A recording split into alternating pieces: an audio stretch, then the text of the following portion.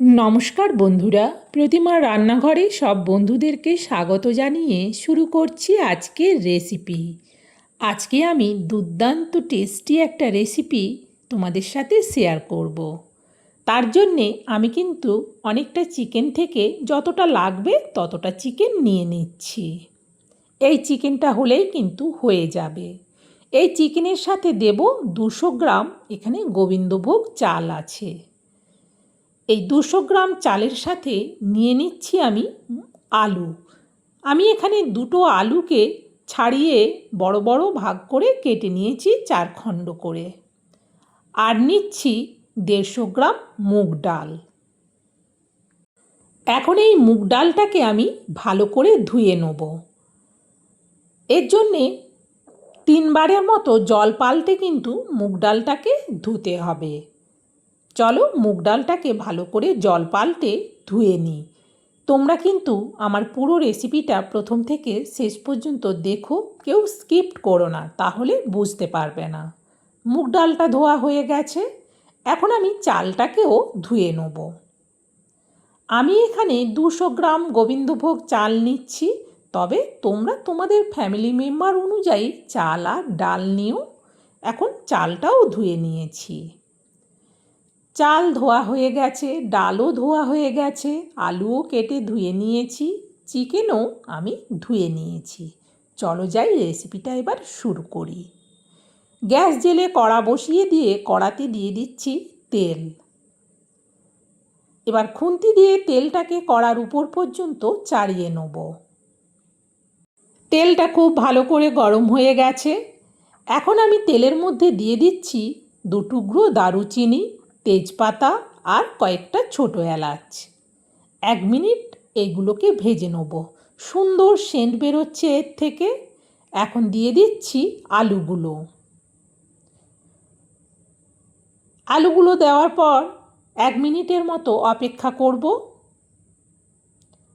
একটা সাইড হয়ে গেছে, আস্তে করে এবার উল্টে দিচ্ছি। যেহেতু আলুগুলো একটু বড় করে কেটেছি, তাই আলুগুলো ভালো করে কিন্তু ভেজে নিলাম প্রথমে। আলুগুলো তুলে নিচ্ছি। এখন তেলের মধ্যে দিয়ে দিচ্ছি গ্রেট করা রসুন, 4 চামচের মাপে 2 চামচ। এবার ভালো করে রসুনটাকে কিন্তু ভেজে নেব। মাত্র 10 মিনিট হাতে সময় থাকলেই কিন্তু রেসিপিটা হয়ে যাবে। দিয়ে দিচ্ছি এবার 2টো পেঁয়াজ। পেঁয়াজকে পেস্ট করে দিচ্ছি, তবে তোমরা চাইলে কিন্তু পেঁয়াজ কুচি করেও দিতে পারো। এবার পেঁয়াজটাকেও রসুনের সাথে মিশিয়ে ভালো করে ভেজে নেব। পেঁয়াজ রসুন কিন্তু সুন্দরভাবে ভাজা ভাজা হচ্ছিল, এই সময় দিয়ে দিলাম গ্রেট করা আদা। এই আদাটা কিন্তু 50 গ্রাম আদা পুরোটাই আমি গ্রেট করে দিয়ে দিলাম। এখন দিয়ে দিচ্ছি পরিমাণ মতো হলুদ আর দেব পরিমাণ মতো লঙ্কার গুঁড়ো। আবারও আমি খুন্তি দিয়ে মশলাটাকে নাড়াতে থাকব। এখন দিয়ে দিচ্ছি আমি ধনে গুঁড়ো 1/2 চামচ আর দেব জিরে গুঁড়ো 1/2 চামচ। আবারও মশলাটাকে কষাতে থাকব। এখন দিয়ে দিচ্ছি টমেটো পেস্ট। একটা বড় সাইজের গোটা টমেটোর পুরো পেস্টটাই দিলাম। টমেটো পেস্টটা দিলে একটু জল জল ভাব হয়। মশলাটা কিন্তু এবার বেশ ভালো করে কষিয়ে নেব, যতক্ষণ না সব মশলা থেকে সুন্দর ভাজা গন্ধ বের হয়।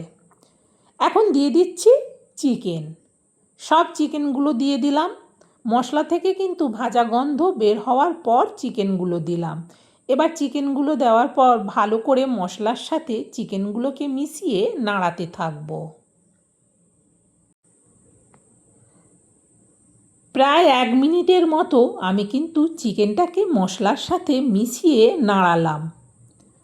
দেখো চিকেনটা কিন্তু আগের থেকে অনেকটাই কিন্তু কালার চেঞ্জ হয়ে গেছে। এইভাবে সুন্দরভাবে মশলার সাথে মিশিয়ে নেওয়ার পর চিকেনটাকে একটু ঢেকে দেবো, গ্যাসটাকে মিডিয়ামে রেখে। প্রায় মিনিট 3 বাদে আমি কড়ার ঢাকনাটা সরালাম। কড়াটাকে চিমটা দিয়ে ধরে আবারও চিকেনটাকে ভালো করে উল্টে পাল্টে নাড়াতে থাকবো। আরও প্রায় 2 মিনিটের মতো আমি চিকেনটাকে কিন্তু নাড়ালাম। এখন এই চিকেনটাকে আমি নাবিয়ে নেব। আবারও কড়াটা বসিয়ে দিয়ে দিচ্ছি জল। এবার এতে দিয়ে দেবো ধুয়ে রাখা ডাল। ডালটা দেওয়ার পর আবারও এতে আমি জল দিয়ে দেবো। এবার কিন্তু জলটা একটু বেশি করেই দেবো। বেশি করে জল দেওয়ার পর খুন্তি দিয়ে কিন্তু এটাকে নাড়াতে থাকবো। যতক্ষণ না জলটা ফুটে উঠবে ততক্ষণ কিন্তু এটাকে নাড়াতে থাকবো। দেখো ডালটা ফুটতে শুরু করে দিয়েছে। আরও এটা কিছুক্ষণ ফুটিয়ে নেব। প্রায় মিনিট 4 মতো আমি কিন্তু ডালটাকে ফোটালাম। ডালটা জাস্ট সেদ্ধ হতে শুরু করেছে। এরকম সময় দিয়ে দেবো আমি চালগুলো। একদম বাটি পরিষ্কার করে সব চালগুলো দেওয়ার পর ফুটাটা বন্ধ হয়ে গেছে। আবারও খুন্তি দিয়ে নাড়াতে থাকবো।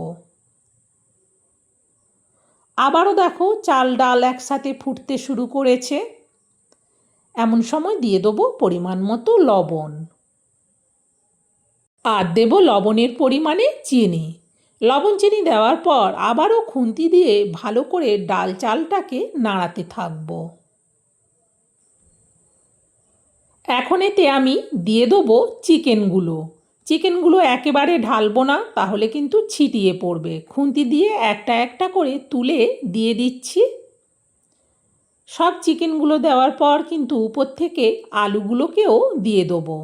আলুগুলো দেওয়ার পর এটা কিন্তু কড়াটা পুরো একেবারে ভরে গেছে। ভালো করে খুন্তি দিয়ে নাড়িয়ে আস্তে করে চিকেন আর আলুকে আমি ডাল চালের মধ্যে মিশিয়ে দিলাম। মিশিয়ে দেওয়ার পর এটাকে কিন্তু উপর থেকে একটু ঢেকে দেবো। ঢেকে দিয়ে এটা কিন্তু আস্তে আস্তে ফুটতে দেবো। গ্যাসটা বাড়িয়ে দিলে তাহলে কিন্তু পড়ে যাবে। এই জন্যে এটাকে ঢেকে দিচ্ছি, গ্যাসটাকে কমিয়েই রাখলাম। প্রায় মিনিট 3 বাদে ঢাকনাটা সরিয়ে একবার আগে নাড়াচাড়া করে দেখে নিচ্ছি। চালটা সেদ্ধ হয়েই এসেছে, আর একটুখানি বাকি আছে। সেই জন্যে দেখে নেওয়ার পর এটাকে আবারও একটু ঢেকে দিচ্ছি, আর একটু ভালো করে চাল ডালটা সেদ্ধ হওয়ার জন্য। আবারও মিনিট 3 বাদে ঢাকনাটা সরাচ্ছি। দেখো আস্তে আস্তে ফুটছে। খুন্তি দিয়ে ভালো করে একটু নাড়িয়ে দেখে নিলাম। এখন কিন্তু এটা পুরো রেডি। চাল ডাল আলু সব কিছু কিন্তু ভালো করে সেদ্ধ হয়ে গেছে। এখন এতে দিয়ে দেবো 1/2 চামচ ঘি। ঘিটা দেওয়ার পর ভালো করে পুরো খিচুড়ির সাথে মিশিয়ে দিচ্ছি। এতক্ষণ কিন্তু আমি এটার নাম বলিনি। এটা কিন্তু চিকেন দিয়ে খিচুড়ি, দারুণ লাগে খেতে। পুরো রেসিপিটা রেডি। চলো এবার আমি এটা থালায় তুলে নিচ্ছি পরিবেশনের জন্যে। বন্ধুরা, সত্যিই বলছি, এই ঝিরঝিরে বৃষ্টিতে যারা খিচুড়ি খেতে পছন্দ করে না, এইভাবে একবার চিকেন দিয়ে খিচুড়িটা বানিয়ে দেখো। আবারও বানাতে বলবে। মানে পরপর যদি এখন 3-4 বারও বানিয়ে খাও না, তবুও যেন মনে হবে আবারও খাই। দুর্দান্ত টেস্টি হয় চিকেন দিয়ে এইভাবে খিচুড়ি রান্না করলে।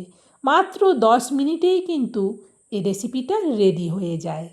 বন্ধুরা, আমার এই চিকেন দিয়ে রেসিপিটা তোমাদের কেমন লাগলো সেটা কিন্তু কমেন্টে জানিও। ভালো লাগলে অবশ্যই একটা লাইক দিও, আর রেসিপিটা শেয়ার করে দিও। আজকের মতো রেসিপি শেষ। আবার অন্য রেসিপিতে তোমাদের সাথে দেখা হবে। তোমরা সবাই ভালো থেকো, সুস্থ থেকো। টাটা বন্ধুরা।